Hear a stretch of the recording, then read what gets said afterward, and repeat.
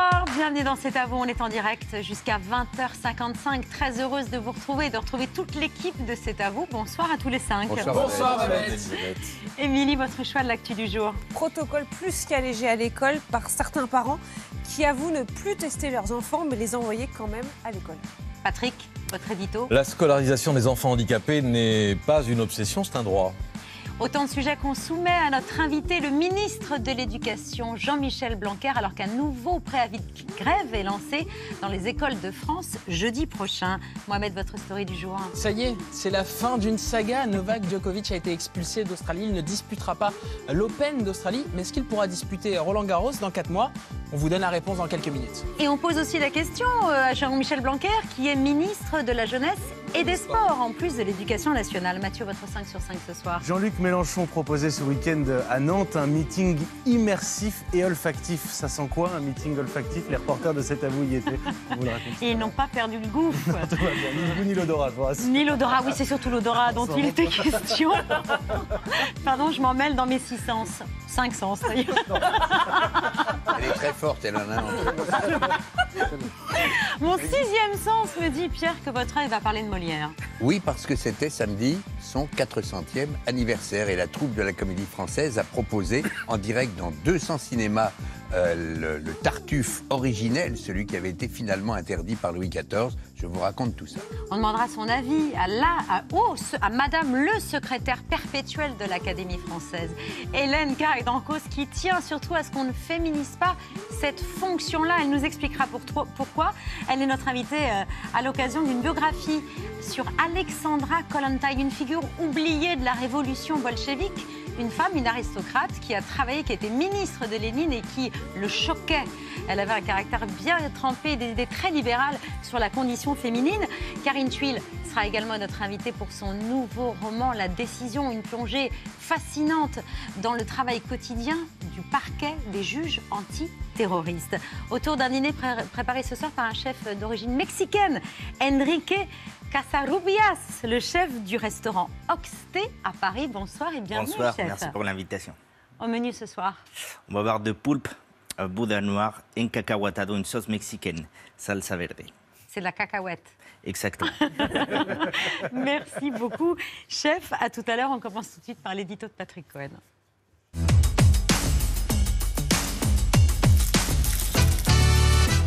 Retour, Patrick, avec vous sur les propos d'Éric Zemmour qui ont suscité un tollé ce week-end. Le candidat a affirmé que les enfants handicapés devaient être scolarisés à part, en dénonçant l'obsession de l'inclusion. Alors d'abord, ce n'est pas une obsession, c'est un droit, un principe posé il y a plus de 15 ans par une loi initiée par Jacques Chirac qui avait fait du handicap l'un des grands chantiers présidentiels de son 2e mandat aux côtés de la lutte contre le cancer et celle contre l'insécurité routière. Ce qui est en jeu aujourd'hui, c'est de faire du handicap, qui est une réalité de la vie, une réalité pleinement reconnue par la société. Une priorité qui faisait alors rigoler le polémiste Zemmour. Dans Le Suicide français, il expliquait que c'était un objectif digne d'un président de conseil général. Mais c'est ainsi qu'est née la loi de 2005 pour l'égalité des droits et des chances, la participation et la citoyenneté des personnes handicapées. Elle a ouvert un droit à compensation, une prestation qui prend en charge les conséquences du handicap. Et elle a érigé le principe de l'intégration scolaire, c'est-à-dire l'inscription de droit des enfants et adolescents handicapés dans l'école de leur quartier, tout en permettant, si besoin, leur inscription simultanée dans un établissement spécialisé. À l'époque, un amendement voté par le Sénat avait fait scandale. Il excluait la scolarisation lorsque, je cite, ce choix provoque des troubles qui perturbent la communauté des élèves. Exactement ce que dit Éric Zemmour aujourd'hui quand il parle de mauvaises manières faites aux autres enfants. Cet amendement avait été balayé avec colère par les députés de tous bords au nom de tous ces parents qui luttent pour que leur enfant ait sa chance, soit vu comme un autre et devienne un citoyen à part entière. Depuis, ce principe d'un enseignement inclusif a été consacré par la Convention internationale sur les droits des personnes handicapées, article 13, pour que les handicapés ne soient pas exclus à cause de leur handicap de l'enseignement gratuit et obligatoire. Convention ratifiée par la France en 2010, comme 160 163 autres pays. Mais est-ce que les actes ont suivi les principes? Alors ça, c'est autre chose. D'abord, il y a des handicaps différents et l'inclusion en milieu ordinaire n'est pas possible à plein temps pour 100% des enfants. L'idée de la loi de 2005, c'est que l'école doit s'adapter au handicap et non l'inverse. Aujourd'hui, 384 000 enfants en situation de handicap sont scolarisés, 3 fois plus qu'il y a 15 ans, mais beaucoup d'entre eux le sont sur des temps partiels, voire très partiels. Intégrer des enfants handicapés, cela demande du travail, des moyens et des personnels formés. C'est la mission des 100 000 AESH, accompagnantes d'élèves, c'est souvent des femmes, accompagnantes d'élèves en situation de handicap qui sont mal formés et très mal payés, en moyenne 800 € net mensuels pour ces agents publics recrutés sur des contrats de 3 ans et rémunérés sur le temps scolaire, c'est-à-dire souvent 24 heures par semaine. Malgré la revalorisation que vous leur avez accordée il y a quelques mois à l'occasion de la rentrée, elles vivent pour la plupart sous le seuil de pauvreté, ce que nous montrait le député insoumis François Ruffin dans son doc Debout les femmes. Éric Zemmour a corrigé ses propos par la suite. Mais ça n'est pas pour autant une maladresse? Non, c'est conforme à sa philosophie, celle qu'il prône avec la fin du collège unique et le rétablissement des classes par niveau. Après le CM2, séparer les bons des mauvais élèves et envoyer les perturbateurs en internat de réinsertion. Ça fait partie de son combat contre ce qu'il appelle l'idéologie égalitariste, mais qu'on peut aussi nommer égalité des chances. Bonsoir Jean-Michel Blanquer, ministre Bonsoir. de l'Éducation nationale, de la jeunesse et des sports. Damien Abad, le chef de file des députés Les Républicains à l'Assemblée nationale, a demandé des excuses à Éric Zemmour. C'est ce que vous demandez aussi ce soir? Oui, ce n'est pas le seul sujet sur lequel on pourrait lui demander, mais c'est intéressant de rentrer dans ce débat, parce que c'est un débat fondamental. Rappelez-vous d'ailleurs que le président de la République, quand il y avait eu entre les deux tours le débat de l'élection présidentielle, avait choisi ce sujet comme étant sa carte blanche, comme étant son sujet principal. Donc c'est un vrai sujet de société, d'abord parce qu'il concerne désormais presque 400 000 élèves, et c'est donc très important pour chacun d'entre eux, mais au-delà de ça, même sur ce qu'il signifie de philosophie de l'école de la République. Parce que la première chose qu'il faut toujours dire sur ce sujet, c'est que c'est aussi au bénéfice des autres élèves. Non seulement par les valeurs qui sont véhiculées, qui sont tout simplement les valeurs de fraternité, mais aussi parce que l'élève différent, parce qu'il est en situation de handicap ou pour d'autres raisons, vous apprend quelque chose. Et donc, ce qui se passe à l'école, grâce à cela, est évidemment fondamental. Alors après, il peut y avoir aussi, bien entendu, des difficultés. Il ne faut surtout pas le nier. Et c'est sur ces difficultés que fait fond, évidemment, Éric Zemmour. Mais ces difficultés, elles doivent être résolues de manière intelligente et personnalisée, au cas par cas. Et c'est ce que nous nous efforçons de faire, avec, évidemment, des difficultés qui demeurent, mais aussi des progrès bien réels. Elle demeure parce que l'école n'est peut-être pas suffisamment adaptée au handicap. Certaines associations de parents de personnes handicapées mentales rappelaient leur refus de voir s'installer une école inclusive au rabais. Ce n'est pas encore le cas quand on voit la situation de ces AESH, de ces femmes, souvent à temps partiel, en CDD, avec des missions qui changent parfois d'un mois sur l'autre. On leur attribue une mission auprès d'un enfant, un mois plus tard, elles sont auprès d'un autre enfant. Bien sûr, on doit toujours faire mieux, bien sûr. Il y a encore de grands progrès à faire. Il faut juste voir dans quelle tendance nous sommes. Il y a 4 ans et demi, quand nous sommes arrivés aux responsabilités, tous les AESH étaient des contrats aidés. Ils étaient donc moins bien payés qu'aujourd'hui et surtout beaucoup plus précaires. Et la situation que vous venez de décrire était extrêmement fréquente, elle était même systématique, parce que c'était des contrats de très courte durée et avec en effet beaucoup de mobilité non souhaitée. Là, aujourd'hui, on a 32 000 AESH de plus, donc plus de 100 000. On a aujourd'hui des AESH qui ont soit des CDD, soit des CDI. Et nous avons commencé, comme l'a dit... Oui, mais c'est au bout de 6 ans, donc ça va sans arrêt augmenter au bout de... 2 fois des contrats de 3 ans renouvelables. La norme, c'est une renouvelable une fois. Non, 2 fois 3 ans, oui. Ça. Et donc au bout de 6 ans, on a un CDI. On peut trouver que c'est insuffisant, mais c'est un progrès énorme par rapport à la situation antérieure. Quand vous n'aviez que des contrats aidés de quelques mois, c'est évidemment très différent. Par ailleurs, vous avez parlé de la formation tout à l'heure, à juste titre. Elle était assez faible. Aujourd'hui, elle est de 60 heures annuelles. Sa qualité a augmenté. Tous les acteurs le disent et le savent, même si ça peut être... Sur chacun des points que je dis, on peut dire qu'on peut faire plus et mieux, je ne le conteste pas. Mais voyons d'où nous venons. Je pense que c'est un objectif de continuer à augmenter les salaires des AESH et de permettre que celles ou ceux qui le veulent soient à plein temps, puisque c'est aussi ça qui explique le faible salaire, puisque à plein temps, on peut arriver à 1 100, 1 150 euros. L'objectif, ce serait évidemment d'arriver progressivement à augmenter tout le monde. C'est pour ça qu'on a créé une grille indiciaire il y a peu de temps, et que donc il y a une augmentation des salaires qui est un peu dans la logique de ce que nous avons amorcé.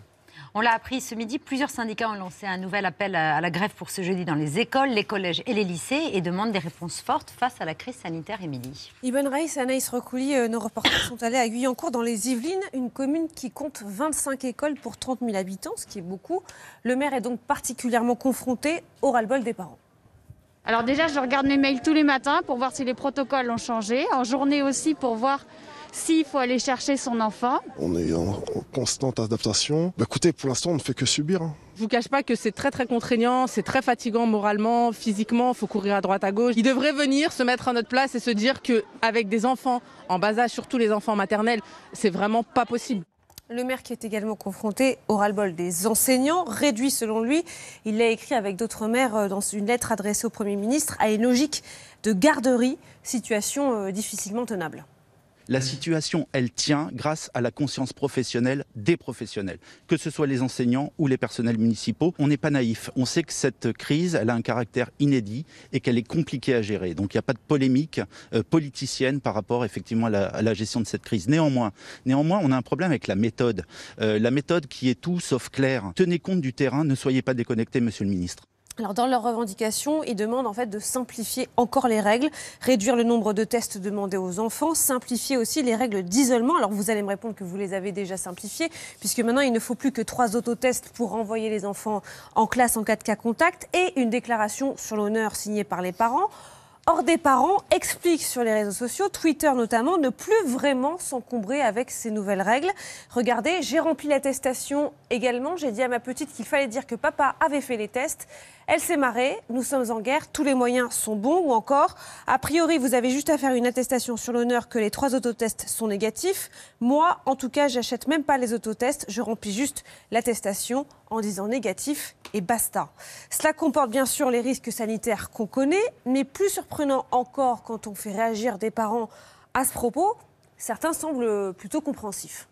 Plus les gens ne respectent pas les règles, plus ça durera et plus il y aura une lassitude générale pour tout le monde. Comme il commence à en avoir un petit peu assez d'être testé, je me dis que le prochain cas, je ne le mettrai pas à l'école pendant 7 jours, c'est tout, je ne ferai pas les tests. Mais je ne ferai pas de fausses déclarations. Effectivement, il y a des fausses déclarations, c'est humain. C'est humain, c'est aussi la conséquence du ras-le-bol des parents ? D'abord, quand on voit toutes les images et tous les propos que vous rapportez, on se dit qu'on est évidemment tous pressés, moi le premier, de passer à autre chose. L'allègement du protocole, je suis le premier à le désirer. Vous imaginez bien que ce n'est pas avec plaisir que l'on va vers ça. Regardons quand même ce que nous poursuivons tous collectivement. C'est d'abord d'avoir les écoles ouvertes, et ça je sais que la plupart des parents le désirent, et à juste titre, les professeurs aussi d'ailleurs, parce que chacun sait que c'est fondamental pour... À tout prix, on risque d'avoir justement... Pas à tout prix justement, c'est pas à tout prix, c'est pour ça qu'il y a des contraintes. Mais rappelons quand même que la France, c'est le pays qui a su maintenir ses écoles ouvertes, que c'est un sujet dont on doit être collectivement très fiers, et qu'il ne faudrait pas l'oublier dans le moment de grande crise que nous traversons en ce moment. On ne peut pas avoir des débats sur ces sujets en faisant comme si... ce n'était pas une très grave crise sanitaire avec forcément des inconvénients. Je veux bien prendre sur moi le caractère très pénible de ces inconvénients, mais c'est évidemment pas moi qui les souhaite ni les désire. Depuis le début de cette crise, j'ai plutôt au contraire été l'avocat d'une contrainte la plus faible possible sur les élèves, parce que je crois que dans notre pays aujourd'hui, on doit d'abord et avant tout s'intéresser aux enfants et aux adolescents et prendre toutes nos mesures à l'aune de l'intérêt des enfants et des adolescents. Toutes les mesures que j'ai pu prendre, il faut les mesurer à cette aune-là. Est-ce que c'est l'intérêt des enfants et des adolescents de faire ainsi ? Au moment où je vous parle, il y a quand même 97% des classes qui sont ouvertes. Certes, ça fait 3% qui sont fermées, et ça fait des mesures de tests qui sont compliquées, pénibles pour tout le monde. On les a un peu allégées récemment, justement pour tenir compte de tout ce qui avait été dit sur le terrain. Maintenant, on a un effet pervers que vous avez mentionné sur les attestations sur l'honneur. C'est évidemment déplorable. Mais vous savez, soit on va trop dans un sens et on nous dit c'est trop dur, soit on va trop dans un autre et on nous dit c'est trop laxiste. Il ne faudrait pas que les écoles fassent elles-mêmes ces autotests ? Alors, il y a plusieurs inconvénients à faire ainsi. Les professeurs souvent nous disent que ce n'est pas leur métier, que c'est quelque chose de compliqué. On a rapproché les centres de tests des écoles. On a pris des mesures nouvelles pour qu'il y en ait encore plus au plus près des écoles. Et puis, ce n'est pas une mauvaise chose d'avoir une culture de l'autotest qui se déploie chez les enfants et chez leurs familles. Les enfants sont aussi un peu ambassadeurs de cela. Il faut se rappeler que fin novembre, quand on a pris la décision de passer d'une situation où il n'y avait que les tests salivaires faits à l'école et où on avait 50% d'approbation des parents, à une situation où on revient à l'école si on a fait un test qui est négatif, on a de cette façon-là multiplié par 6 le nombre de tests faits par les enfants. Et ça a d'ailleurs été plutôt une réussite au mois de décembre. Ce qui a fait exploser les choses, c'est qu'en janvier, le variant Omicron a fait exploser les cas et que dans un tout premier temps, il n'y avait pas aussi le nombre de tests nécessaires. Aujourd'hui, ça se régule un peu. Ce qui a été très dur la première semaine se voit quand même moins maintenant. Et je pense surtout que les dernières nouvelles sanitaires sont un peu bonnes quand même, même s'il ne faut pas trop vite crier à la sortie de crise. Mais en tout cas, ce qu'on a un peu dit au début, c'est-à-dire que c'était surtout au mois de janvier qu'il fallait endurer quelque chose d'un peu compliqué, semble se confirmer. Et j'espère bien qu'on sera en mesure d'alléger quand ce sera possible. Mais on est obligé d'être dans un équilibre entre l'objectif d'école ouverte et de sécurité sanitaire des enfants. Mais moi, j'invite toujours tout le monde à ce qu'on soit très unis autour de cela. Je ne dis pas que toutes les décisions sont parfaites. Elles sont d'ailleurs conditionnées par ce que des autorités scientifiques disent. Et on est évidemment quand même très attentif à ça. Mais ce qui est très important, c'est qu'une société montre sa force dans ces moments-là. Et c'est d'ailleurs ce qui s'est passé en France. Encore une fois, la France peut être très fière de ce qu'elle a fait. C'est pas moi, c'est la France qui peut être fière collectivement du fait que depuis 2 ans, en effet, comme le disait le maire tout à l'heure, et je suis d'accord avec l'essentiel de ses propos, et je suis d'ailleurs le premier à souhaiter qu'on fasse attention à ce que le terrain nous dit sur ce qui est vécu, eh bien, on doit être unis autour de ces enjeux, éviter les polémiques politiciennes, comme il l'a dit, et tout simplement traverser la crise au service de nos enfants. Il y a un autre pays où les écoles sont ouvertes, plus ouvertes encore que chez nous, les contraintes sont moins fortes, c'est l'Espagne, qui impose très peu de règles à l'entrée de ses écoles, et pour une raison simple, c'est qu'un grand nombre d'enfants sont vaccinés en Espagne. Près de 40% des enfants, ce qui n'est pas du tout le cas en France. Et on a l'impression que le gouvernement n'est pas très allant sur la vaccination des enfants. Vous avez... Pas très volontariste, oui. Non, alors, d'accord avec vous, sauf votre dernière phrase. Sur le... D'abord, vous avez raison de souligner ce facteur. Rappelons qu'on a eu une réussite forte, c'est dans l'enseignement secondaire. Souvenez-vous, fin juillet, lorsque j'ai annoncé qu'on pourrait rester au collège ou au lycée en étant considéré comme n'étant pas cas contact dès lors qu'on était vacciné. Cette mesure avait été commentée diversement à l'époque. Elle est quand même à l'origine du fait qu'on a le record de vaccination des 12-17 ans. On est dans les 3 pays qui ont le plus vacciné les 12-17 ans. Et notons aussi que dans tout ce dont nous parlons là, nous parlons surtout de l'école primaire. Justement parce qu'au collège et au lycée, les choses vont plutôt bien, parce qu'on a plus de 80% des collégiens et lycéens qui sont vaccinés. Donc il y a pas mal d'élèves absents, mais ça reste raisonnable. Donc la question que vous posez, c'est, au fond, pourquoi on ne fait pas plus pour les 5-11 ans et pour leur vaccination. Prendre des rendez-vous, il n'y a pas des centres partout. Oui, comme d'habitude, les choses prennent un petit temps d'enclenchement, et puis après, ça part plus vite. Donc on a fait une campagne de communication. Vous avez des centres de vaccination appareillés à chaque école, et les professeurs reçoivent progressivement de quoi parler aux élèves et aux familles sur ces questions.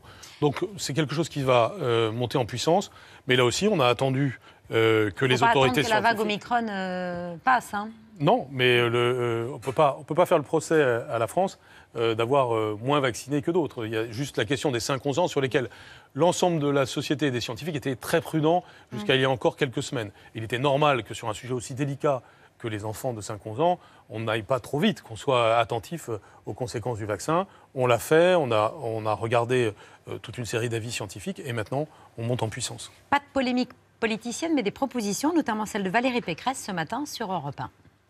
On avait repoussé d'une semaine la rentrée des classes comme je l'avais demandé. On aurait évité vraiment une désespérance des parents, des enseignants, de la communauté éducative, et on aurait réglé le problème. Et là, le pass vaccinal aujourd'hui, on se rend compte qu'il va rentrer en vigueur, il ne sera même plus utile. Ça vous fait sourire ? Écoutez, je pense à tous ceux qui ont quand même été à l'école, au collège et au lycée la première semaine, s'ils n'auraient pas été à l'école, au collège et au lycée cette première semaine. On voit toujours tout ce qui n'a pas été, mais il y a des endroits où les choses allaient. Par ailleurs, quand vous fermez l'école pendant une semaine, c'est beaucoup plus difficile de rouvrir. Mme Pécresse, quand on l'interrogeait là-dessus, elle disait non, j'ai pas dit qu'il fallait supprimer une semaine de classe, mais la reporter. Je ne sais pas quelle différence elle fait. Ce que je sais, c'est que ce genre de propos, je les ai depuis 2 ans. Ça fait 2 ans que dès qu'il y a un petit problème ou un gros problème, vous avez plusieurs responsables politiques pour dégainer tout de suite la fermeture des écoles. C'est ce qui s'est passé dans d'autres pays. Et franchement, pour moi, ce serait beaucoup plus simple. Simplement, de temps en temps, il faut avoir le courage de prendre ce genre de décision. Je reconnais que la première semaine a été dure, mais il est bon que les écoles soient restées ouvertes. Et donc, là, on voit bien ce que c'est les solutions de facilité et les solutions de responsabilité. Et le pass vaccinal définitivement voté hier ne sera pas utile ? C'est ce que disait aussi Valérie Pécresse. Je ne vois pas pourquoi elle dit cela. On voit déjà que la simple perspective du pass vaccinal a déjà fait qu'on a eu 500 000 Français qui sont allés vers une primo-injection. Donc au contraire, je pense que le pass vaccinal remplit déjà, avant même sa mise en œuvre, ce qui était visé, c'est-à-dire inciter les Français à se vacciner. Donc non, je pense qu'il est d'une grande utilité et il envoie le signal qu'il faut envoyer sur le vaccin. Vous n'avez rien dit à Émilie tout à l'heure sur la grève de la nouvelle journée qui ne prendra pas forcément la forme d'arrêt de travail massif comme ça a été le cas la semaine dernière. Comment vous accueillez cette nouvelle journée? On est quand même dans une atmosphère de dialogue social très renforcée. Jeudi, nous avons eu 4 heures de discussion avec les organisations syndicales. On a d'ailleurs répondu positivement à un certain nombre de choses qui étaient demandées et qui d'ailleurs ne me posaient pas de problème particulier. Il y a maintenant toujours du dialogue ouvert sur d'autres sujets. J'observe que ça ne porte pas forcément d'ailleurs sur l'épidémie. Je pense qu'aujourd'hui, on a besoin d'avoir au maximum les écoles ouvertes. On n'a pas besoin d'avoir un moment d'arrêt de travail supplémentaire. Au-delà de l'épidémie, justement, ce matin, le Parisien publiait une étude qui montre que près de 2 enseignants sur 3 trouvent leur classe beaucoup trop bruyante. 60% disent même que ce bruit est difficilement supportable dans les couloirs et 57% à la cantine. Alors on peut imaginer la fatigue nerveuse au jour le jour et tout au long de l'année scolaire, mais de là à ressortir la règle de la bouche fermée comme dans les années 60, il y a des solutions médianes, vous imaginez Alors, vous avez raison de soulever ce sujet, parce qu'il y a beaucoup de sujets de la vie quotidienne des élèves dont on parle très peu, et parfois au profit de sujets qui en réalité sont moins importants. Par exemple, le sujet des toilettes pour les enfants est typiquement un sujet dont on ne parle jamais et qui a été un peu remis à l'honneur, si je puis dire, par la crise Covid, et qui est un sujet de nécessaires nouveaux équipements dans les établissements. Ça a un peu progressé depuis 2 ans parce qu'il y a eu de la pression, mais ça reste encore trop faible. Et puis il y a d'autres sujets, celui-ci en est un important, c'est la vie quotidienne. Nos enfants sont beaucoup trop soumis au bruit. Il peut y avoir des raisons diverses, c'est les bruits externes ou les bruits internes en particulier. Sur les bruits internes, c'est tout simplement, il faut de la discipline, ça va de soi, c'est plutôt quelque chose que j'ai beaucoup dit. Sur la partie externe, ça renvoie à l'équipement des écoles, des collèges et des lycées, qui relève de la compétence des collectivités locales. N'oubliez pas que dans le cadre du plan de relance, on a mis quand même 4,5 milliards d'euros en soutien aux collectivités, notamment pour la rénovation thermique. Mais ça va de pair avec des rénovations acoustiques, en réalité, la plupart du temps. Donc je suis assez optimiste sur le fait que c'est un sujet qui va progresser, évidemment, dans la durée, mais qui, au cours des 2-3 prochaines années, et notamment à la faveur du plan de relance, va pouvoir progresser. De la discipline, mais pas le retour des blues à l'école ?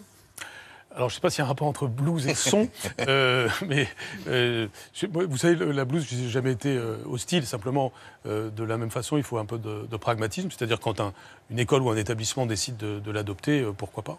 Pourquoi pas ? Ça permet c'est une bonne proposition de la... De façon générale, ces sujets-là, si vous voulez, vont dans le sens de...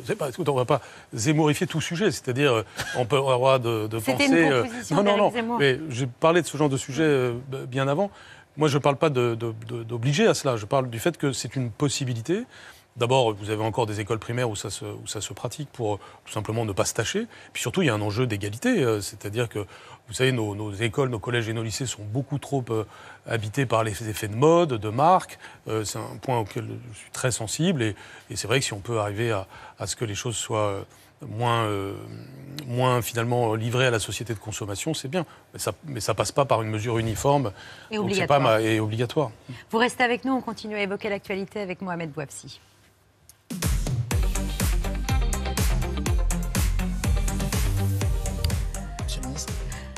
Mohamed, Novak Djokovic est de retour à la maison. Il était attendu comme le Messie à Belgrade. Hier soir, ce message: Nolé, tu es la fierté de la Serbie, illuminé même un des plus grands bâtiments de la capitale. Après une escale à Dubaï, aux Émirats Arabes Unis, Novak Djokovic a atterri en Serbie ce midi. Les fans et les médias attendaient le numéro 1 mondial qui n'a pas réussi à convaincre la justice australienne d'accepter son recours contre l'annulation de son visa par le gouvernement. À Melbourne, les fans de tennis ne vont pas le regretter. Yes, he's a great athlete. Love Novak Djokovic, but I think they've made the right decision, unfortunately for him. I think he deserved it. All he had to do was get vaxxed or do the right thing, and he could have stayed. Most of the tennis players are vaccinated, so obviously that was a requirement of getting into the country. So I feel as though if everyone else did it, he should have done it. He should have either got vaccinated and then done the right thing by the Australian government because it makes everybody uncomfortable. Dans le top 100 mondial des joueurs de tennis, il n'y a que 3 joueurs non vaccinés, dont Novak Djokovic. Le joueur n'a jamais caché son rejet des vaccins. Le Premier ministre australien Scott Morrison a souvent répété que tant que Djokovic ne serait pas vacciné, il ne participerait pas à l'Open d'Australie, l'un des plus grands tournois du tennis. Des propos qui ont créé un incident diplomatique entre la Serbie et l'Australie. L'expulsion de Nolé, comme on le surnomme, est une victoire symbolique pour le très conservateur Premier ministre australien. Scott Morrison a tenu à laisser une porte ouverte à Djokovic uniquement en cas de vaccination.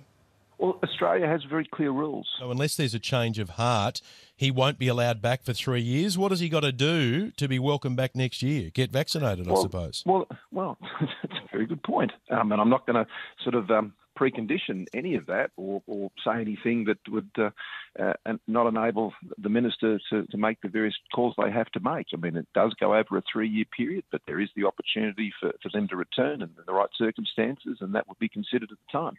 L'affaire Novak Djokovic a eu des conséquences. En France aussi, le président de la Fédération française de tennis, Gilles Moreton, a expliqué qu'il espérait obtenir une dérogation pour la participation de Novak Djokovic à Roland-Garros en mai prochain. Hors de question, c'est ce que lui a répondu le président du groupe La République En Marche à l'Assemblée nationale, Christophe Castaner.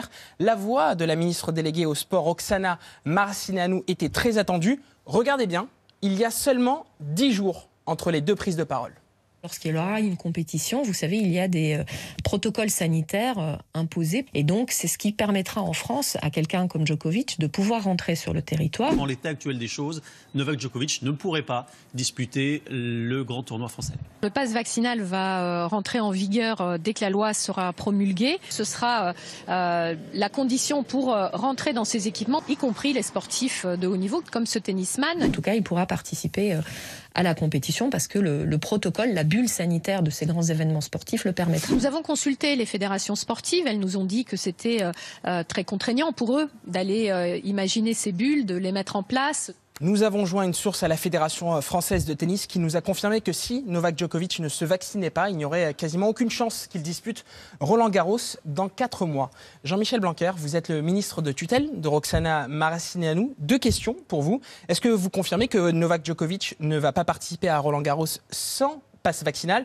Et enfin, Didier Deschamps confiait sur ce plateau la semaine dernière que certains joueurs de l'équipe de France n'étaient pas vaccinés. Est-ce que ces joueurs vont pouvoir continuer de représenter les Bleus et donc jouer au Stade de France dans les prochaines semaines? La réponse est très simple et d'ailleurs elle est commune aux 2 questions. C'est-à-dire qu'il n'y a pas d'exception pour les sportifs. Il y a d'ailleurs d'exception pour personne. Et donc oui, les sportifs doivent se vacciner et le pass vaccinal vaut pour tout le monde. Donc pas de Novak Djokovic à Roland-Garros en mai prochain, tant qu'il n'y a pas de vaccin. Sauf s'il se vaccine. Sauf s'il se vaccine, tant qu'il n'y a pas de vaccin. On peut toujours l'espérer. Je souhaite que les grands champions se vaccinent tous, oui.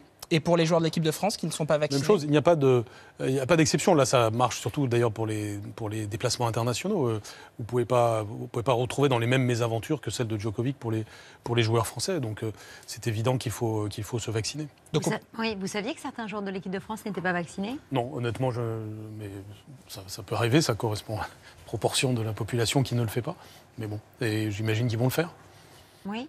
Vous leur demandez très officiellement de le faire? Bien sûr. Écoutez, qu'ils regardent ce qui se passe. Chacun le sait. Aujourd'hui, les personnes qui sont en soins intensifs, qui sont en réanimation, sont pour l'essentiel des personnes non vaccinées. Donc le message, il est très clair. Vaccinez-vous, tout simplement, que vous soyez sportif ou pas. Merci beaucoup Mohamed, à tout à l'heure pour la story média. C'est un lieu associé à la victoire d'Emmanuel Macron en 2017 et c'est précisément la raison pour laquelle Marine Le Pen a choisi l'esplanade du Louvre comme décor de son clip de campagne mis en ligne avant-hier, un concentré de ses attaques contre le président dont elle tente de rester la principale adversaire. C'est ici, au Louvre, au Grand Louvre, au cœur de ce joyau architectural, écrin des plus belles réalisations culturelles de l'homme, que j'ai souhaité en ce début de campagne présidentielle vous délivrer un message de mobilisation et d'espoir. C'est ici, il y a 5 ans, qu'a commencé un quinquennat qu'Emmanuel Macron présentait comme ambitieux dans ses projets, lumineux dans ses moyens et heureux dans ses choix. 5 ans après, la promesse de cette confiance qui oblige, de cette bienveillance exhibée, se sont évanouies, tout comme l'engagement d'un monde plus sûr, de liberté défendue ou de perspectives de croissance, pour reprendre les termes du discours de M. Macron. Bonsoir Emmanuel Rivière. Bonsoir. Politologue, directeur international pour les études politiques de l'Institut Cantar Public, qui publie son baromètre annuel sur le Rassemblement national pour savoir comment les Français perçoivent Marine Le Pen à moins de 3 mois de l'élection présidentielle. Ce clic de campagne, on y voit Marine Le Pen souriante, admirant, extatique, le Louvre, son esplanade, c'est très cohérent finalement avec les enseignements de votre étude. L'image de Marine Le Pen s'est adoucie, elle fait tout pour.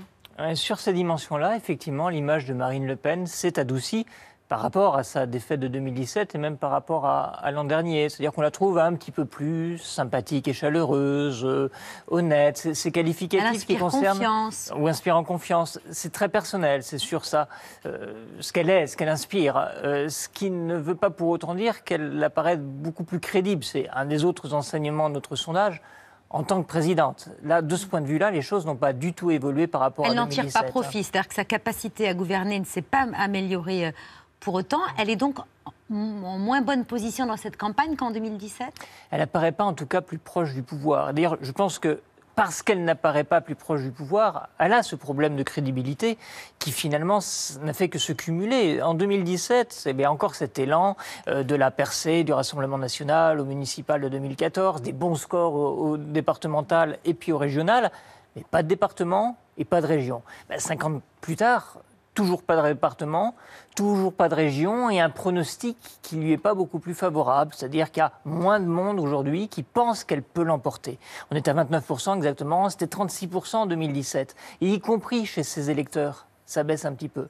Donc la question de l'acceptabilité du personnage qu'elle représente, de la sympathie qu'elle peut inspirer, fait un peu bouger les lignes. C'est sûr, on la considère moins comme la représentante d'une extrême droite xénophobe qu'il y a 5 ans, mais pas beaucoup plus comme une possible présidente de la République. Elle fait moins peur, mais elle fait moins envie, pour résumer les... Oui, alors, c'est pas sans conséquence, parce qu'il y a, parmi les évolutions qu'on voit dans l'enquête, on voit qu'il y a aussi un nombre significativement plus élevé de sympathisants, les Républicains, qui se disent pourquoi ne pas s'allier avec le Rassemblement national. Il y en a la moitié, très exactement. Mais pour autant, elle n'a pas fait sauter toutes les digues, parce qu'il y a aussi une autre moitié des sympathisants républicains. C'est d'ailleurs sans doute une difficulté pour le parti dont Valérie Pécresse est aujourd'hui la candidate, que d'avoir à composer avec le fait que pour certains, l'alliance avec le Rassemblement national serait peut-être la solution, et pour d'autres, c'est hors de question.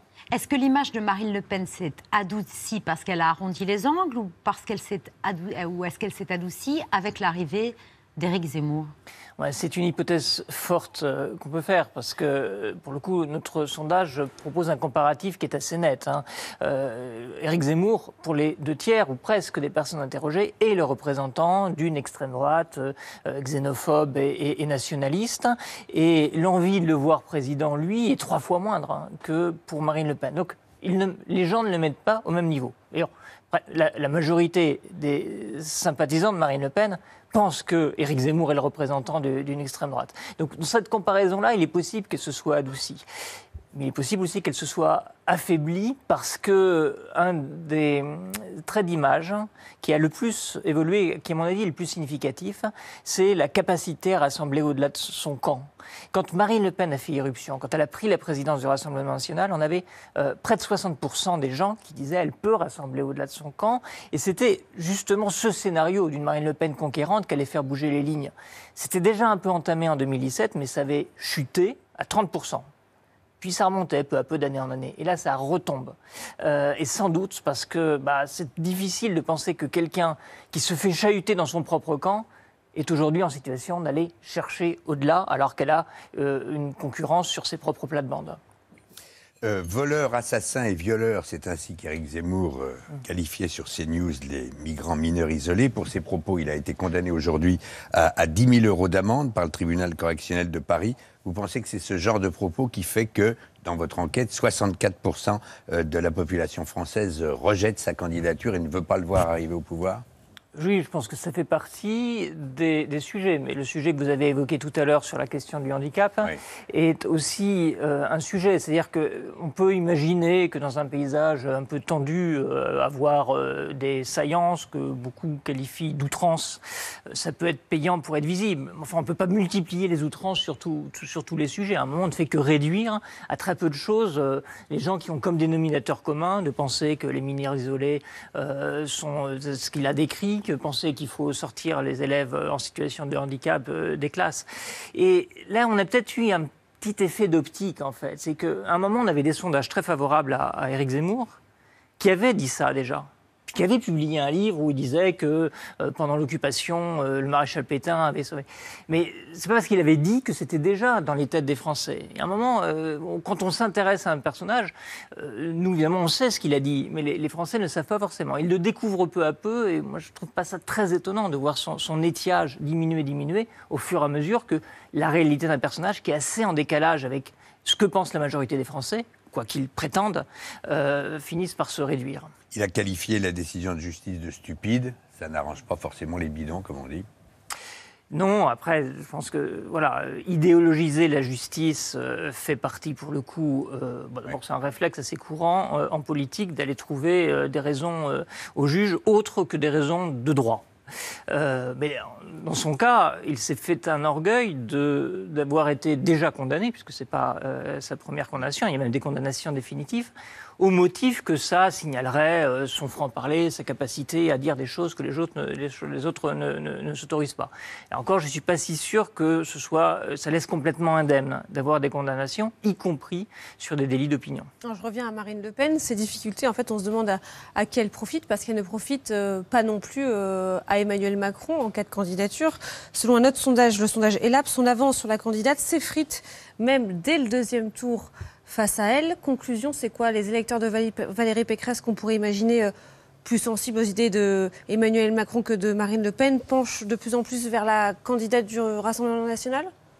Je pense que aujourd'hui, vraiment, rien n'est écrit. Et il faut bien comprendre que les gens les mettent face à un choix qu'ils n'ont pas fait.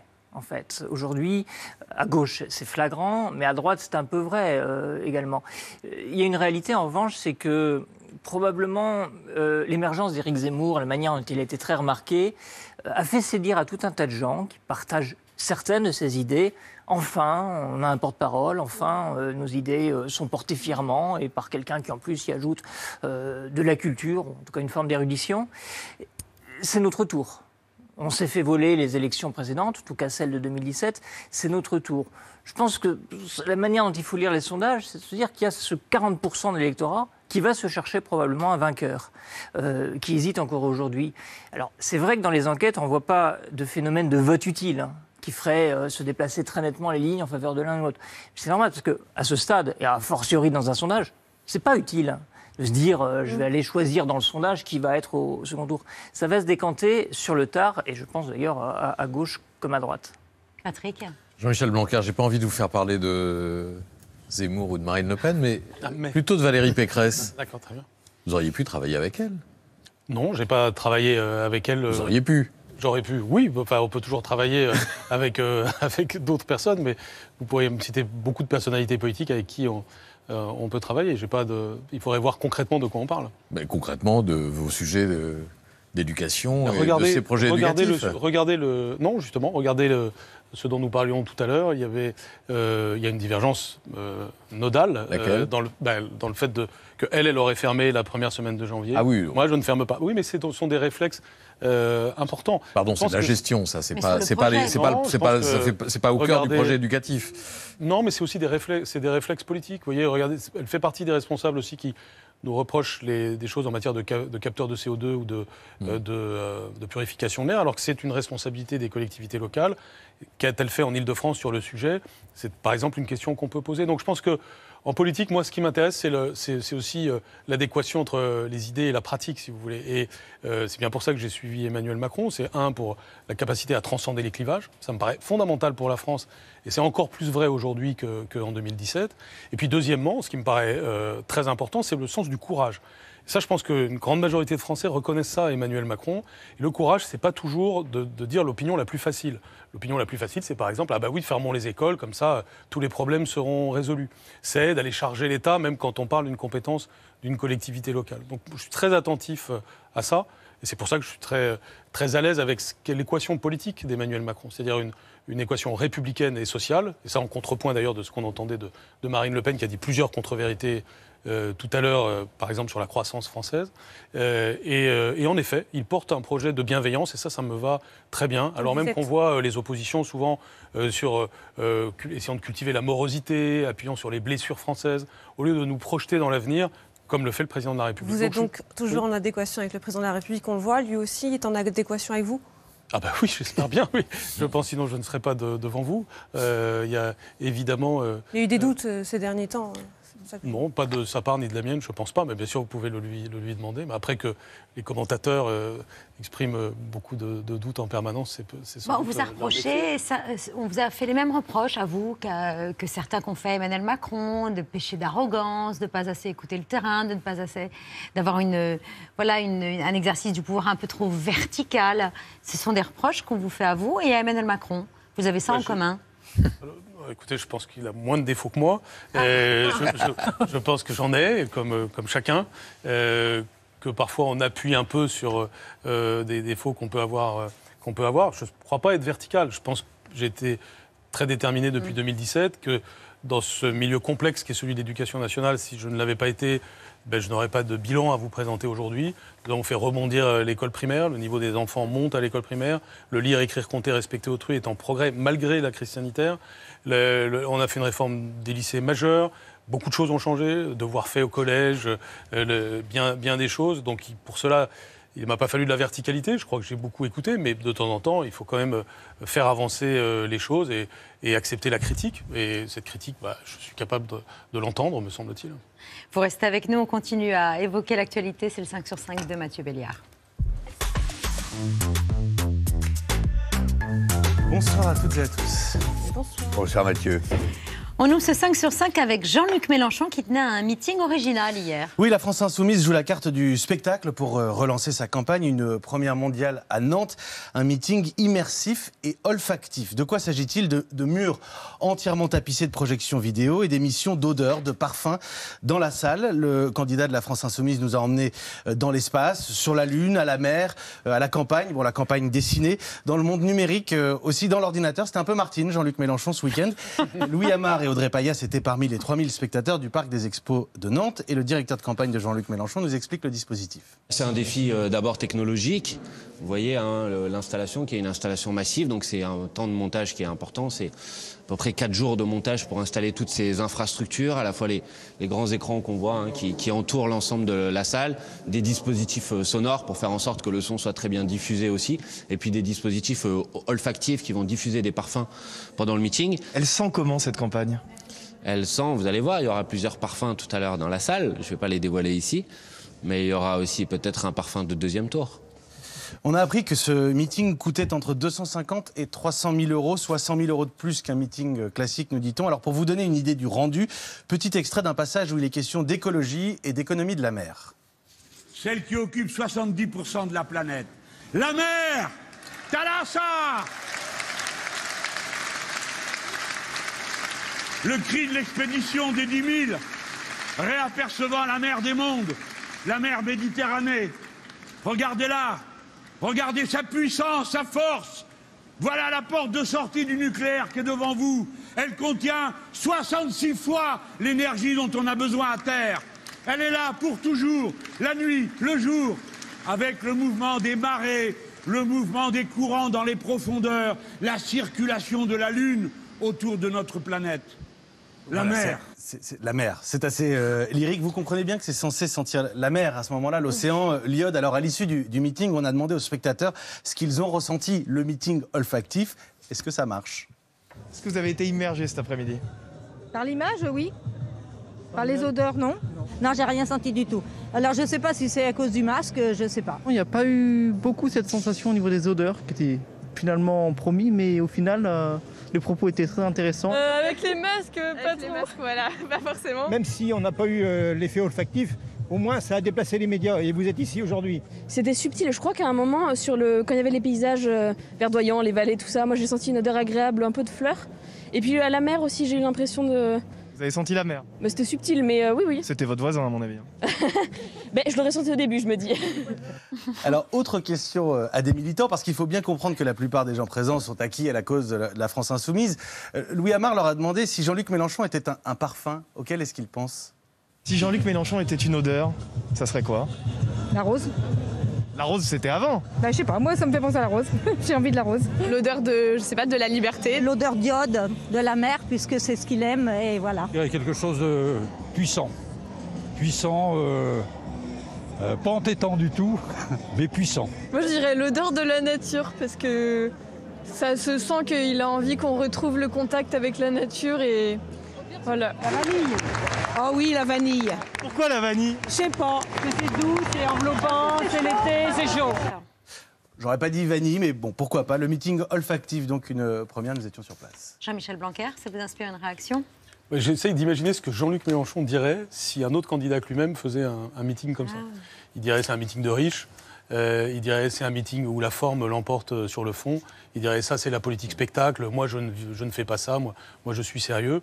Il y avait du fond quand même. Du fond, enfin le fond des océans là, parce que ce qu'on a entendu il y a eu du à l'instant. Discours. Je ne vais pas passer dans ce qu'on vient du discours. Non, mais qu'il ait une certaine éloquence, il n'y a aucun doute là-dessus. Il en joue d'ailleurs. Mais enfin, on est au sommet de la politique spectacle. C'est très frappant de voir comment la forme l'emporte sur le fond. D'ailleurs, à la fin, les interrogations portent sur ce sujet. On a l'impression qu'on est allé au meeting d'une rockstar et qu'il fallait voir. Donc c'est très intéressant de voir comment Jean-Luc Mélenchon, qui est si critique avec la terre entière sur n'importe quel sujet, est capable de faire ce genre de choses, dont je suis certain qu'il les critiquerait énormément si ça n'était pas lui-même. Ce que vous faites ce soir. Il l'a déjà fait, c'est-à-dire que l'hologramme de 2017, qui a aussi beaucoup attiré l'attention, avait été un point relevé, cette espèce d'alliance qui va souvent chercher entre effectivement un discours avec des références, alors pour le coup antiques, puisqu'il cite l'Anabase et Xénophon, mais et la super modernité de nouveautés qui vont attirer l'attention. Alors sans doute, il y a de la communication là-dedans, c'est incontestable, mais il se trouve qu'en 2017, a priori, ça a un petit peu marché. Oui, puis c'est un meeting de campagne, il y a de la communication, c'est pas non plus une surprise. On a parlé de l'originalité technique du meeting de Jean-Luc Mélenchon. On va revenir un peu sur les enjeux politiques à moins de 3 mois du premier tour. Pour ce qui est de l'union de la gauche, Jean-Luc Mélenchon a été très clair hier. Nous ne sommes pas concernés par les mésaventures du centre-gauche. Et nous n'irons pas nous disputer avec eux, parce que nous ne sommes pas concernés par la compétition entre le parti radical de gauche de Mme Taubira et le parti socialiste de Mme Hidalgo. Pendant des années, ils ont été alliés, ils s'en débrouillent. Mais s'il vous plaît, respectez-nous. Laissez-nous faire campagne, convaincre des gens. Quel est le sérieux de gens qui prétendent être une force gouvernementale et qui, 80 jours avant l'élection, n'ont aucune certitude, ni sur le candidat, ni sur le programme. Oh là là là là! Bonsoir Mathilde Imer, déléguée générale et porte-parole de la primaire populaire. Vous venez d'entendre Jean-Luc Mélenchon, celui qui avait obtenu le meilleur score de la gauche en 2017, qui ne veut pas de cette primaire populaire, en tout cas qui n'en tiendra pas compte. Yannick Jadot ne veut pas en entendre parler non plus. Vous leur répondez quoi? Que libre à eux, nos ennemis à nous, c'est pas Jean-Luc Mélenchon, c'est pas Yannick Jadot, c'est pas Anne Hidalgo, c'est pas Christiane Taubira. Ce sont des candidats aujourd'hui qui s'appellent Valérie Pécresse, Emmanuel Macron, Éric Zemmour et Marine Le Pen. On est dans un projet qui n'est pas une primaire classique, c'est un projet d'investiture populaire. C'est nouveau en France. On s'est inspiré d'un mouvement qui est né aux États-Unis, qui s'appelle le Sunrise, qui a été initié par des jeunes pour le climat, qui gagne aujourd'hui une élection sur 2 et qui a permis de ne pas avoir Trump en commençant avec une base d'inscrits de 200 000 personnes. Alors beaucoup vous découvrent peut-être ce soir. Qu'est-ce qui fait votre légitimité, finalement, le nombre de signataires, le nombre d'inscrits à cette primaire populaire? Aujourd'hui, on est 250 000 inscrits au vote de la primaire populaire, qui aura lieu du 27 au 30 janvier prochain. On a jusqu'au dimanche 23 janvier minuit pour s'inscrire. On invite tous les électeurs qui veulent faire gagner la gauche et l'écologie en 2022 à s'inscrire massivement. on est vu, en tout cas un certain nombre de vos confrères et consoeurs nous décrivent comme le plus gros processus de départage de l'élection présidentielle, capable de créer une dynamique derrière un ou une candidate. Alors, il reste 6 jours pour s'inscrire pour les citoyens. Ensuite, vous soumettez donc au vote des noms de personnalités de gauche. Il y en a 7, parmi lesquels Jean-Luc Mélenchon, Yannick Jadot ou encore Anne Hidalgo, qui ne reconnaissent pas votre primaire. Est-ce que ce n'est pas un peu absurde, finalement, d'inscrire des candidats qui ne le sont pas ?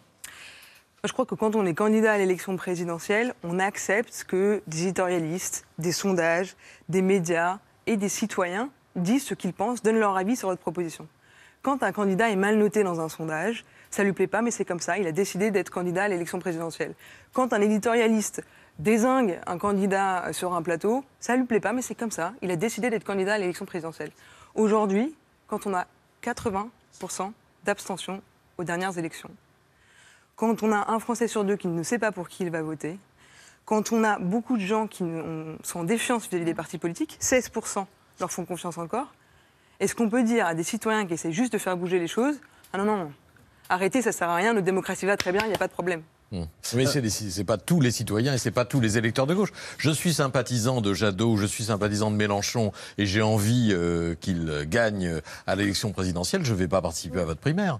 Mais libre à vous. Mais il y a non, des, mais il y a 85... dans la logique, vous voyez bien la logique du truc. Il y a 85% d'électeurs dits de gauche et de l'écologie qui veulent le rassemblement. 73% d'entre eux qui veulent que ça passe par un vote. C'est majoritaire, y compris chez les écologistes, y compris chez les insoumis, y compris au PS. Ça, c'est pas nous qui le disons, c'est des instituts de sondage très sérieux.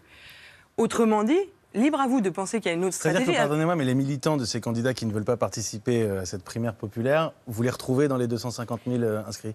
Et moi, je suis militante pour le climat à la base. J'ai quotidiennement des appels de jeunes pour le climat, de personnalités du mouvement climat. Cyril Dion est soutien de la primaire populaire, Marie-Monique Robin est soutien de la primaire populaire, et bien d'autres qui souhaitent que Yannick Jadot gagne cette primaire. Alors, j'ai cité Jean-Luc Mélenchon, Yannick Jadot, Anne Hidalgo qui ne reconnaissent pas cette primaire. Il y en a 4 autres, des candidats qui s'engagent à respecter le résultat du vote, parmi lesquels Christiane Taubira qui s'est lancée officiellement ce week-end.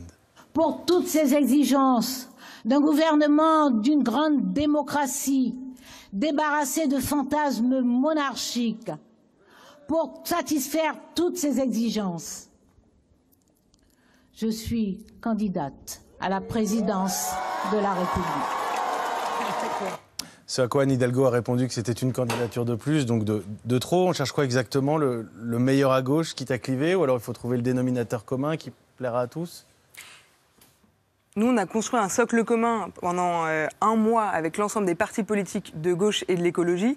Aujourd'hui, on cherche la personne pour l'incarner, en capacité de créer le rassemblement, et on se mobilisera. Jean-Luc Mélenchon disait, ce qui nous manque, c'est la mobilisation, c'est pas l'union. On se mobilisera derrière lui ou elle, à condition qu'il rassemble. Emmanuel Rivière, cette primaire populaire et Jean-Michel Blanquer ? Il y aura un enjeu, je pense, d'arithmétique. C'est-à-dire que c'est un processus de légitimation aussi. Et dans l'esprit de beaucoup de gens, la légitimation, c'est le nombre de personnes qui sont derrière. Jean-Luc Mélenchon avait fait valider sa candidature assez facilement, mais assez rapidement sans doute, par 150 000 personnes. Il y a eu un peu plus de 120 000 inscrits à la primaire Europe Écologie Les Verts. Pour que ça fonctionne comme un outil de légitimation, il faudrait être bien au-delà. Sans quoi, ça risque d'être un processus de plus et non pas un processus au-dessus des autres. Jean-Michel Blanquer, oui. 30 secondes. Moi, je comprends la démarche. C'est important d'un point de vue démocratique d'arriver à ce type de démarche. Bon, on doit juste constater que pour l'instant, ça semble mal parti. Mais moi, j'ai toujours pensé qu'il fallait qu'il y ait une gauche de gouvernement solide par rapport à toutes les tentatives extrémistes à gauche. Je pense la même chose pour la droite, d'ailleurs. Et donc, on peut souhaiter bonne chance à la primaire populaire, mais j'ai pas l'impression que ce soit bien parti. Ça semble être le bazar. Merci beaucoup Mathilde Imer d'être venue ce soir sur le plateau. Merci Emmanuel Rivière et Jean-Michel Blanquer d'être venus ce soir sur le plateau de C'est à vous. Dans un instant, le secrétaire perpétuel de l'Académie française, Hélène Carrère d'Ancos, est notre invitée.